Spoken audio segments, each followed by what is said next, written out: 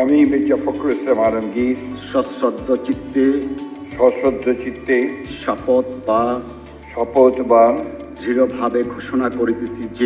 দৃঢ়ভাবে ঘোষণা করিতেছি যে আমি আইন অনুযায়ী বাংলাদেশের রাষ্ট্রপতি পদের কর্তব্য বিশ্বস্ততার সহিত পালন করিব। আমি বাংলাদেশের প্রতি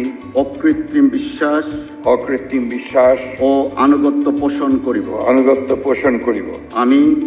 আমি